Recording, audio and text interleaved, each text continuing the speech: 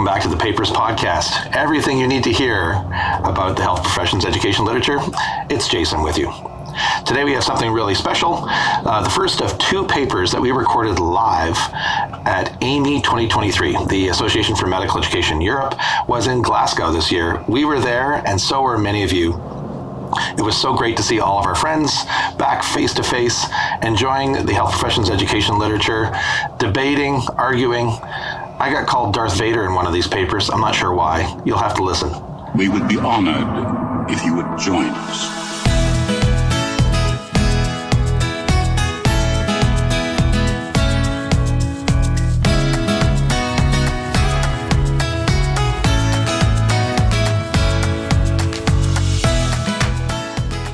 Hey, welcome to the Papers Podcast live recording.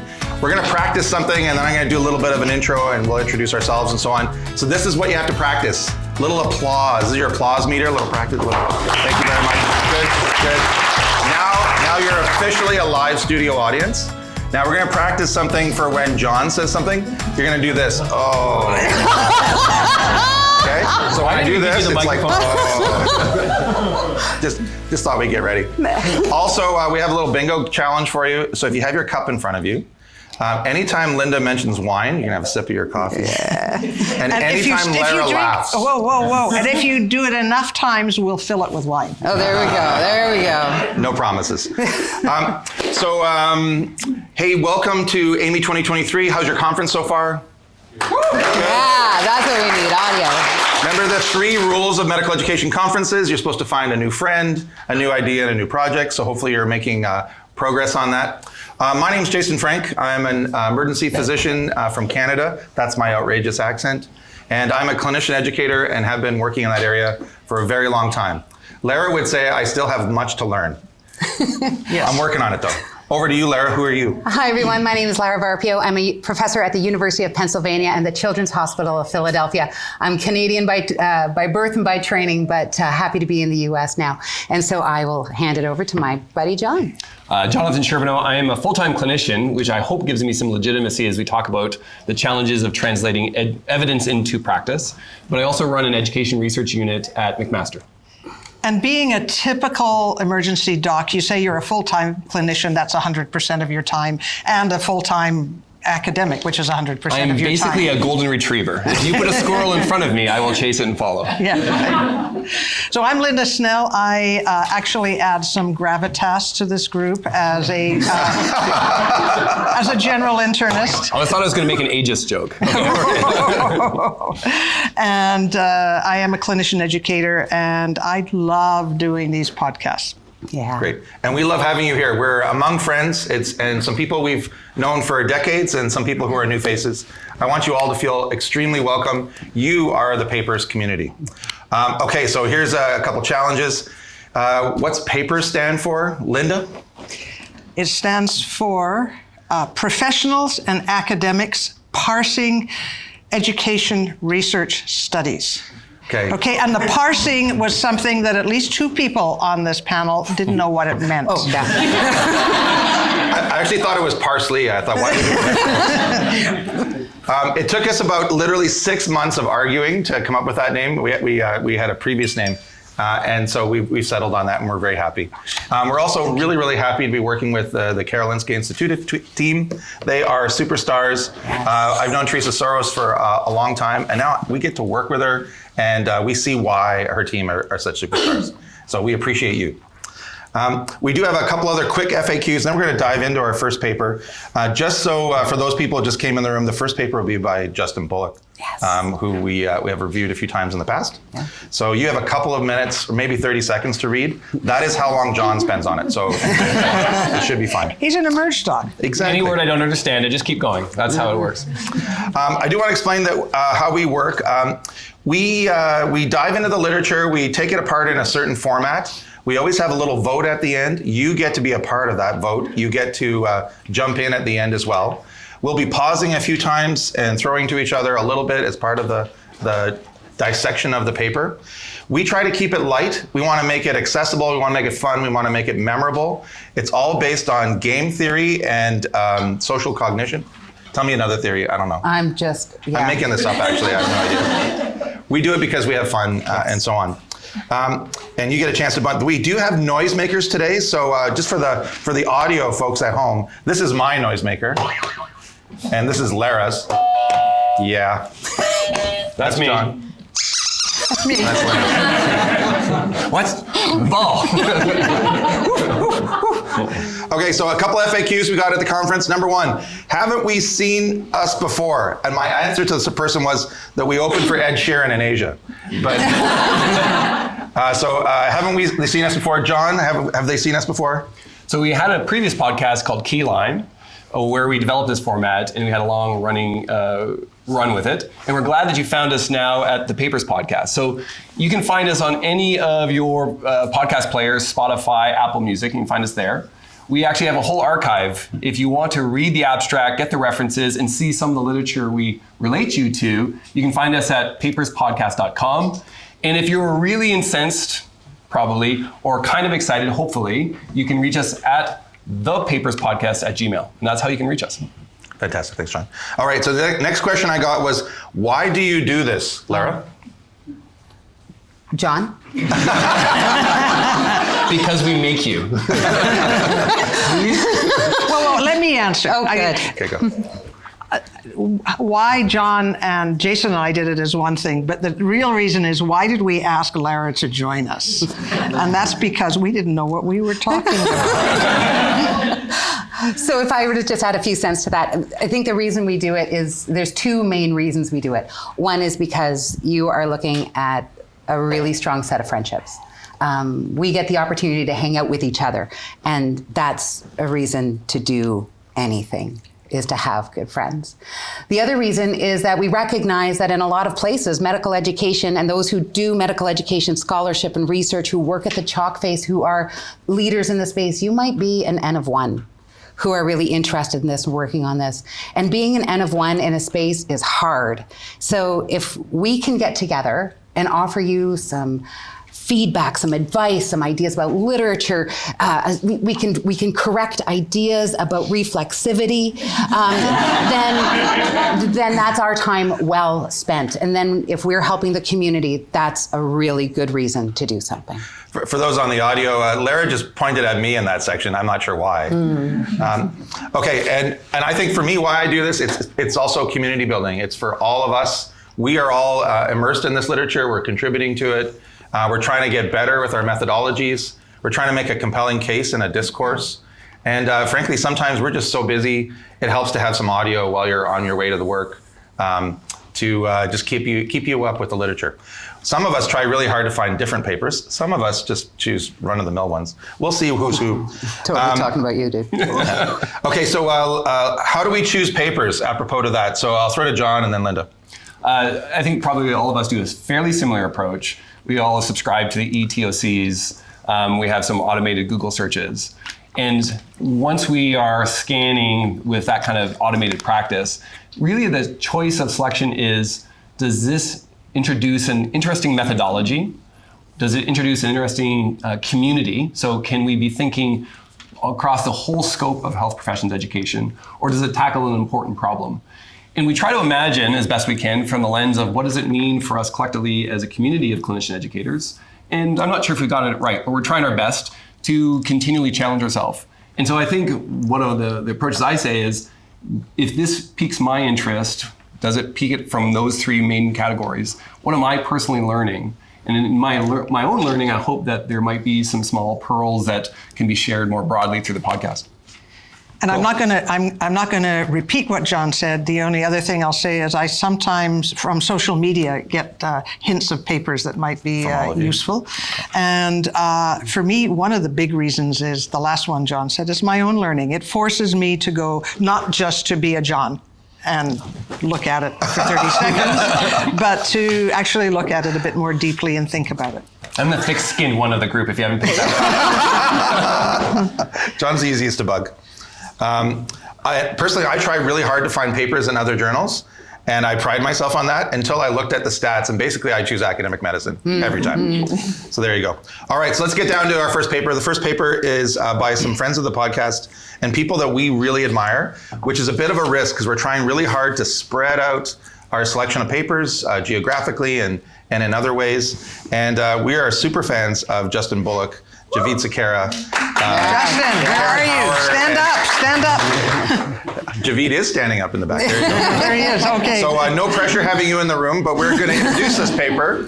We're going to try and find some things to make us think and be critical. Lara chose this one, so over to you, Lara. Thanks. So one of the reasons sometimes that I pick articles and research for us to talk about is because it talks about an idea or a field or an issue that's important. And sometimes important issues are uncomfortable. And so the paper I chose today was a paper that the second I read it, I knew this was going to be one of my selections because this is important. So I'm going to give a little bit of a caveat as we begin. We're going to talk about something a little bit difficult. We're going to talk about identity threat. So I hope if I put that out there, so for those of you in the audience for whom this might be a concern, put your armor on or lean on a friend, whatever you need to do. Because when I was reading it, this hit a really deep personal chord for me. We're usually pretty jovial up here, and we're here to have a good time, but we're not afraid to hit hard topics. And today we're taking on a hard topic. The paper is entitled "Yourself in All Your Forms: A Grounded Theory Exploration of Identity Safety in Medical Education." It's published this year, 2023, in Medical Education. The first author is Justin Bullock. He's here today, and I want to tell you that I renamed this article, as is our wont to do in the show. I've called it "Long Live the Purple Scrunchy." And we bought some Purple Scrunchies today. And so at the end of our session today, if you're feeling Purple Scrunchy, you come get one. Go. All right. So teaser inserted here.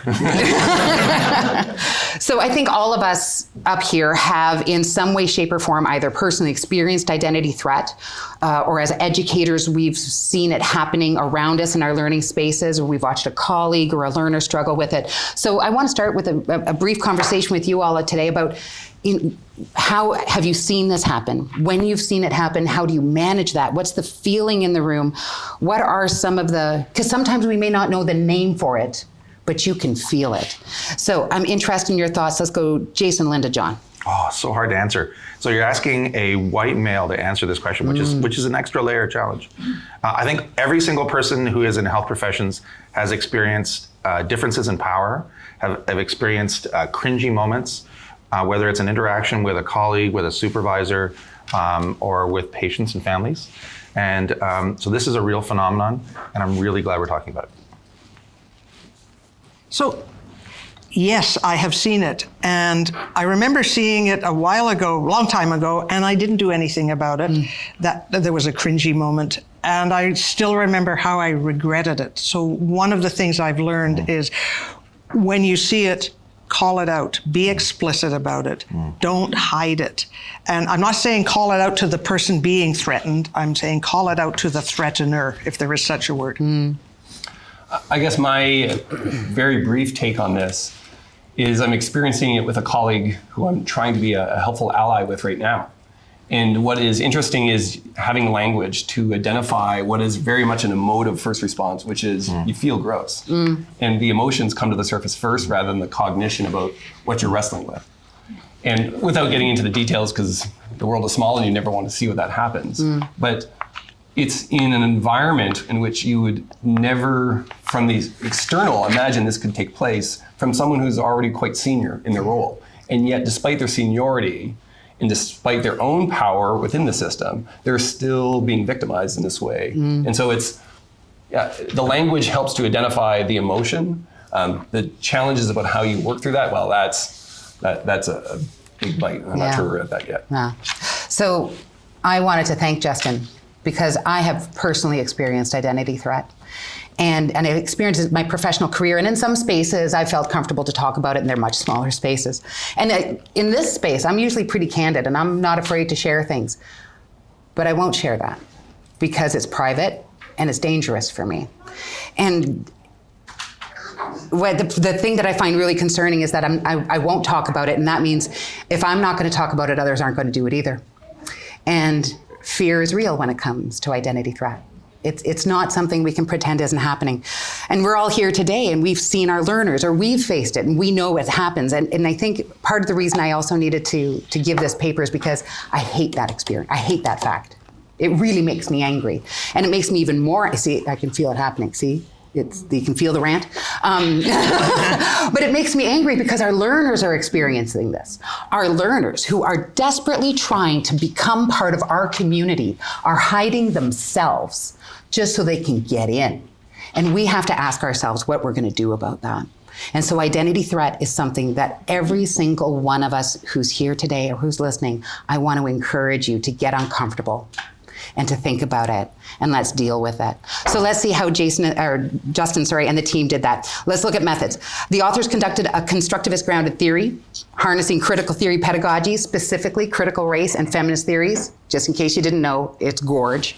They solicited participation from 3rd and 4th year medical students who had a clinical experience. They used purposive and maximum variation sampling, which is a really good idea. And I really want to flag for you, we're not going to go into details here, but if you need to do purposive sampling and you're looking for something like identity threat, this paper, what, did I just say purposive? No. Anyway, if you're new to the podcast.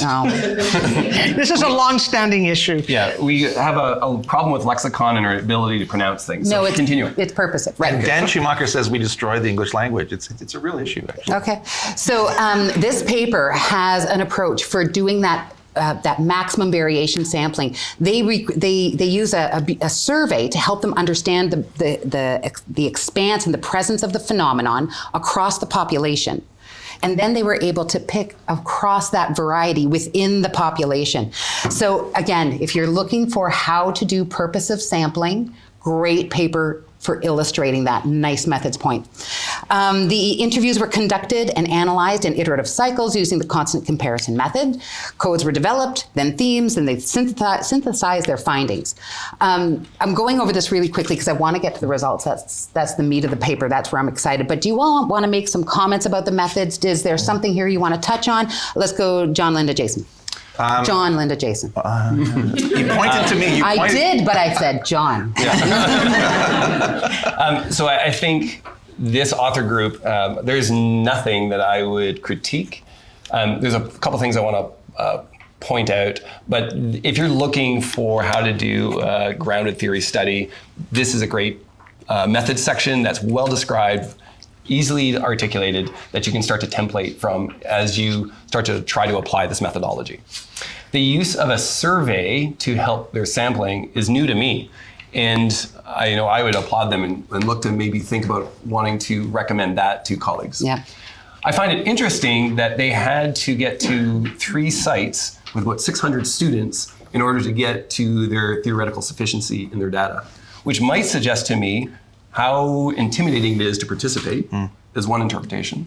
Another interpretation might be the contrast between all the individuals is so different because they have such a large pool to draw from that we really get a true version of what theoretical sufficiency might actually look like. Rather than and I'm making fun of the ambiguous abstract author, we did it for long enough that we got tired and we didn't see anything more. But here we might actually have a data set that looks like that. So a bit of a hat tip for them. And I guess the only thing I would add to that is that there is just less than a page to describe all the methods. Yeah, well done. And yet, I could give this to, a fellow or somebody doing a study and say, do this, and I think they could. ChatGPT did a good job of getting the methods. Moving on from John, I thought it was really well written, as always, elegant writing. Reflexivity section was excellent. I thought it was entirely appropriate to this paper. I think that a few people, maybe in the audience and maybe others listening to this podcast, might have some questions about the mixed methods, the survey, then the interview, and they might be asking about how that makes sense with sampling, because they'll have a positivist background that won't compute for some people. So this is a mixed methods research study. Okay, I'm just saying that'll be an issue for some of our audience, so maybe you can unpack that. Okay, so a mixed methods research study. A mixed methods study is one where we take data from a quantitative data set and a qualitative data set in some way, shape, or form. We have those data speak to each other. One might come first and inform the latter, vice versa. They can be embedded. But this is not mixed methods because the survey wasn't there for the purposes of adding data to the study as a source of inquiry, as a source of insight collection. The quantitative data was there to provide an understanding of the population that then informs sampling. Yeah, Jason. So that's why Lara is so. This is what I bring. Yeah, no, so with that then said, let's go right into the results. I really want to urge all of you to take the time to read the paper, because I'm going to just pick a few highlights, and the few highlights are the ones that spoke to me, but I could have read the entire thing to you because it's all so powerful and the quotes are powerful. So the authors launch into their theory by examining identity threat, and they describe how an unwelcoming learning environment, pressure to change their personal behavior to fit in, social political threats, and a lack of identity safety were 4 concepts they found in their data that constituted identity threat. Just to highlight a few points, I'll take a look first at unwelcoming learning environments included moments when learners felt that their identity was tokenized. And the illustration for this was from a Latina learner who was only given one task in the healthcare team, and that was to act as a translator for Spanish-speaking patients. Being that token person is part of that identity threat.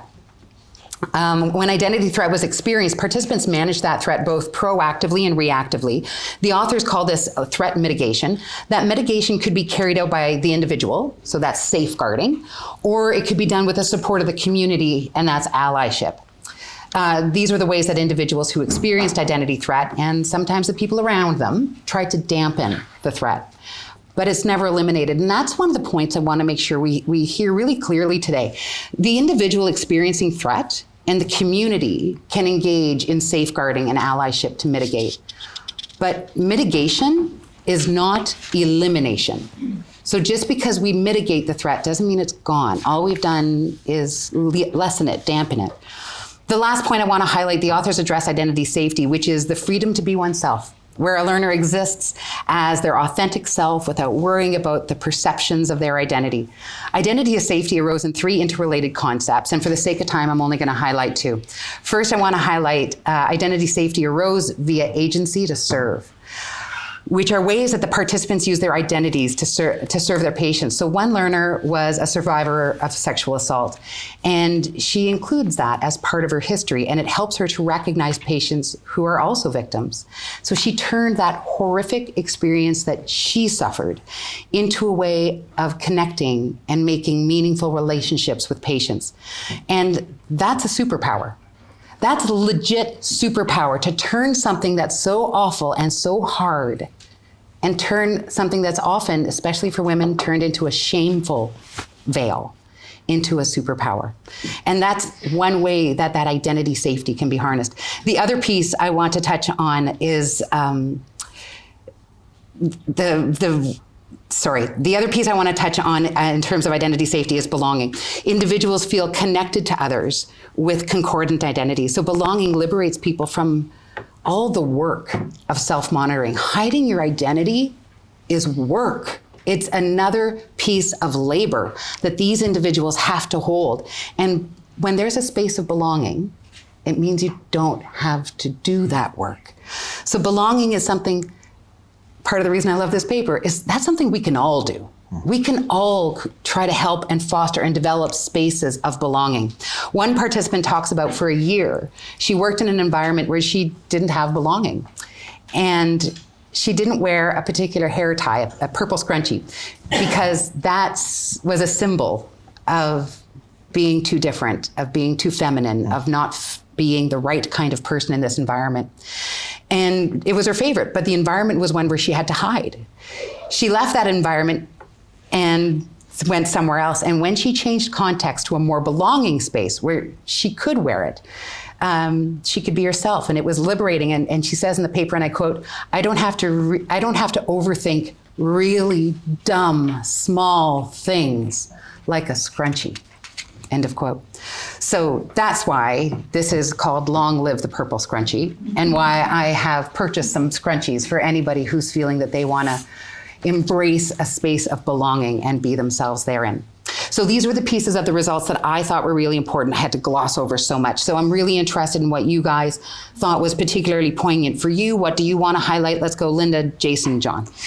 So I think the thing that hit me the most was and you sort of addressed it, was the amount of work. To me, there was sort of the identification of the threat, the mitigation of the threat, and the providing safety or looking for safety, depending on whether you are the individual being threatened or somebody who's an ally. And the amount of work, effort, understanding that goes sort of increases.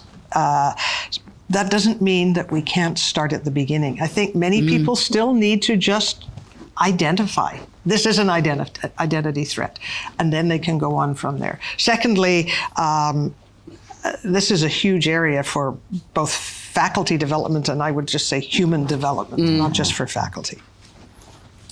Great. By the way, it's almost time for the audience to weigh in as well. So if you want to think of a comment you might make. So my comment on this paper is not only is it a beautiful read, there's lots of great quotes in it. There's a wonderful explanation of intersectionality. It's like 6 words and it's amazing. What I really like this paper for and how I would use it is this is a paper for teachers to help them with a toolkit about how they can be part of a solution, make the world a better place. They can recognize difference as a strength of their team. They can avoid pitfalls after reading this paper, and they can help work to create conditions where teams are thriving and nobody feels like they need to hide.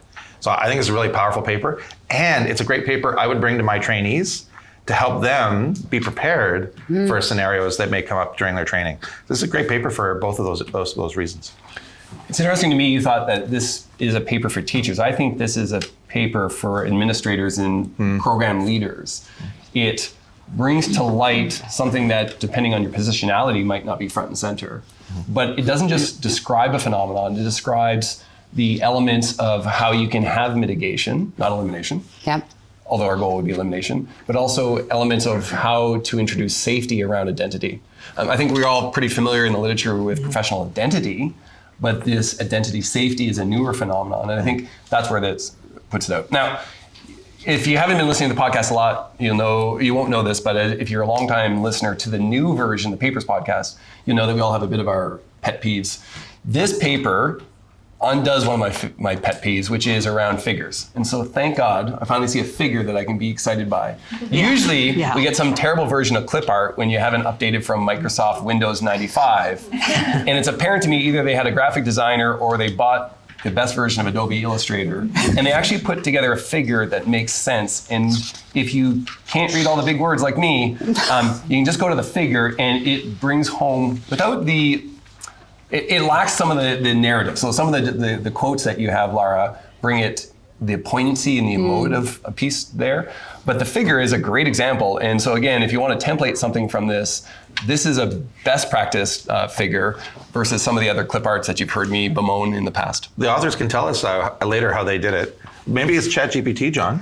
Moving on. It's Wall-E, not ChatGPT. So the other piece that just because we're not going to get into the discussion, but if you have some interest in this area, this is a topic you're interested in, there's a lovely description of culturally sustaining pedagogy in the discussion that I can recommend, and some really nice references there. So the point I just want to make sure we all hear is that identity safety is something we can and we really should all be working to do something about. And this paper can help us get our foothold in that space and start doing things about it. So the unfortunate thing is that this now brings us to our ridiculous voting system. Let the audience weigh in before we vote. Good. Wait. Can I just check with Andrew and the team? Do we have mics for the audience? Or do they need to shout? No mics, okay. So we have a few minutes for a couple of people to weigh in. What are your reflections on the discussion or the paper? And then at the end of this section, we'll let one of the authors, Justin or Javid, Karen, weigh in. We'd like to hear from you and your reflections.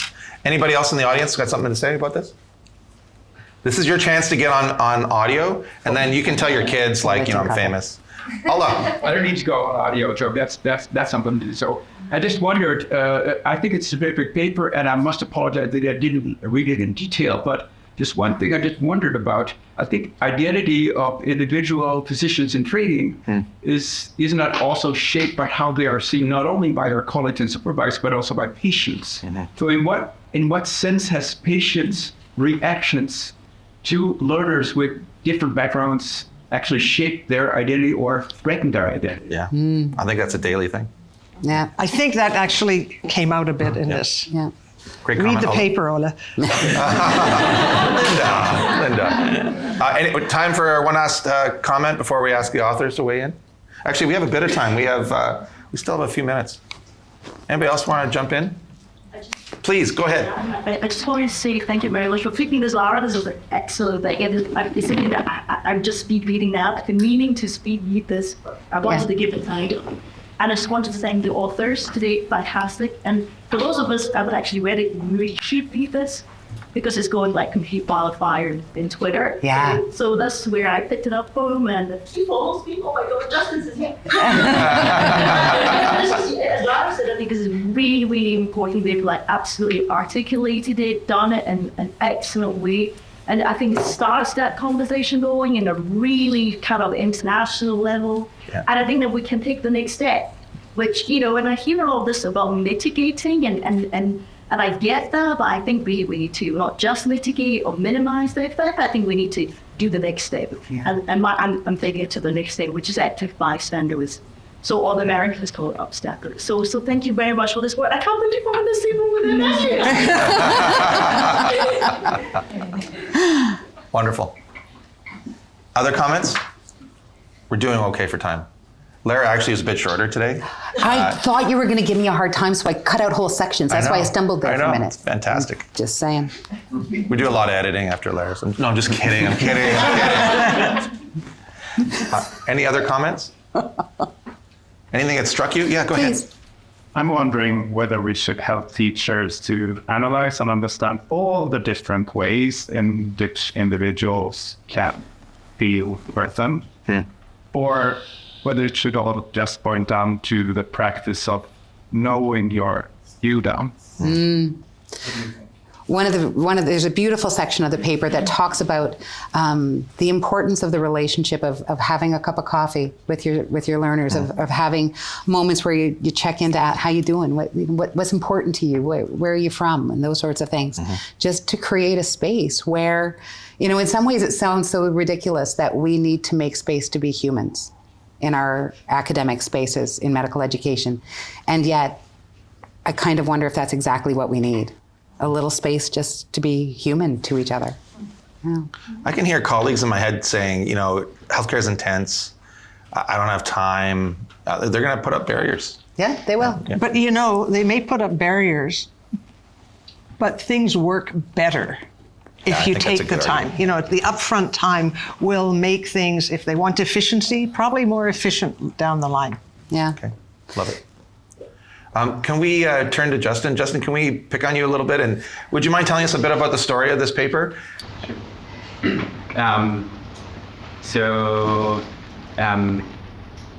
think I would do that by centering the topic of reflexivity. So first I'll say, we very intentionally use the term identity very broadly and let learners define their own identities. And because of that, so many rich identities that we hadn't thought about previously came up just naturally.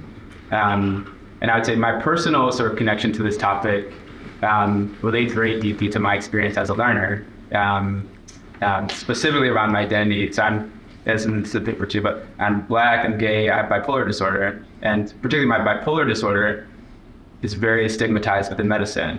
And I went from a place of previously feeling very safe in my identity and like affirmed, and people told me that I was so strong for like sharing about my identity and all these things, to a place of very severe threat.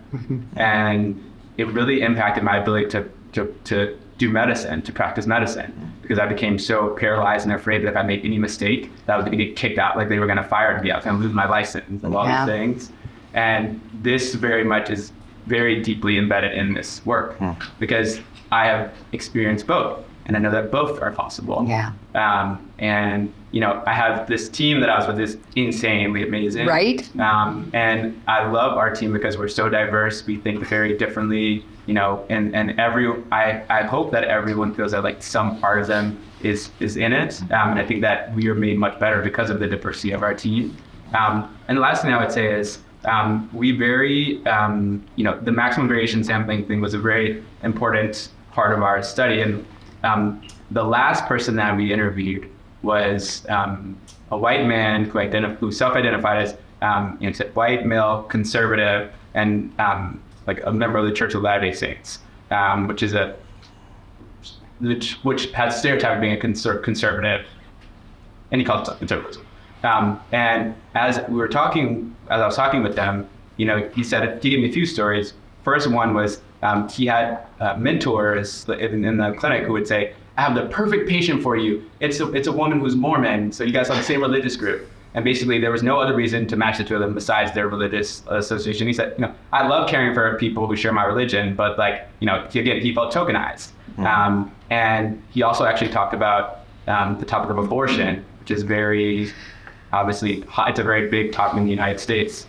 And said, in the era of Roe versus Wade, this is a socio-political threat. In the era of Roe versus Wade, it's not even that I want other people to believe what I believe, but I feel that if anyone knew what I felt or how I believed, that I would, one, be penalized in my assessment, and two, be socially ostracized.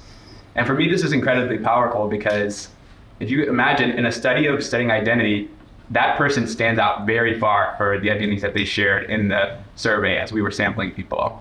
And I think it highlighted very beautifully that every single person can experience identity threat. Every single person can experience identity safety. And for me, it's just so beautiful for that reason, that it's really relevant to every single person. And also, I believe it's way beyond medicine as well. To me, this is anywhere, anyone in the world, this topic feels very relevant. Yeah.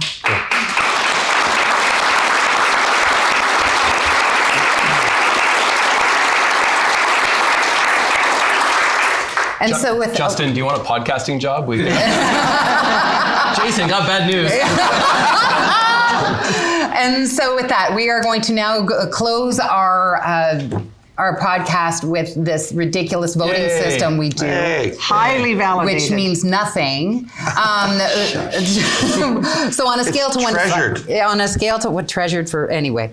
In terms of method, scale to 1 to 5, what would you give the paper? Let's go right down. We're going to do the audience? Oh yeah, let's ask the audience because they're going to agree with me. On a scale of 1 to 5, in front of the authors. In front of the authors, fingers up. 1 to 5. What are you giving it? And that's a 5 all Lots of around. fives, lots of fives. Yeah. Wait a minute, there's 1 4.5. And then in terms of educational impact, can we do the same thing with a show of hands? Educational impact, 1 out of 5. We got some 10s. We got 10s going on, 4 5s. Thank you. I think I don't think we need to do a poll for us, or do you want me to? No, I don't think we need to do a poll. Okay. Maybe some last comments. Any last comments? I would say this is my highest compliment for this paper is this is one of those papers where you wish it existed earlier in your career, right? Yeah. Because it's got that much impact. We can bring it to places and make the world a better place. Yeah. So with that, everyone, thank you so much for being part of the paper's So just before we leave, okay, just before we leave, we usually do a shout out to someone on the paper. So I have a shout out here, and because it's about identity, although it's about identity formation as opposed to identity threat, I think it fits here. It's from Robert Stearns, who's at McGill, where I am, and it was about the chapter on subjectification, the one that none of us understood. Great chapter. Yeah, the great chapter that none of us understood, but Lara. There's a lot of big words in that one. Yeah, there were. So Robert says, I think Lara's niggling concern with identity formation is not about identity formation itself, but rather about how PIF can and has been used to promote conformity. So you see, here's the fit. In the same way that professionalism did before it.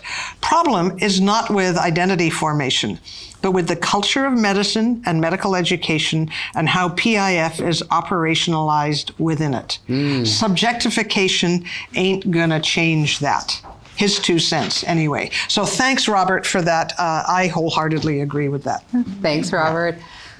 I got a shout out. One of my colleagues I've been working with recently is a bright young medical education researcher named Stella Yu, and this is her first AMEE. And she was going to be in the room, but I don't see her actually, Stella. But she's presenting her paper on the impact of tacit culture, which is really apropos to this paper at 4 o'clock today. Perfect. So because they're going to accuse me of being long-winded, because this is now going long, I'm going to get us to sign off. And thank you all so much for being here. Thanks to our listening audience. And with that, I'll say talk to you later. Okay. Bye-bye.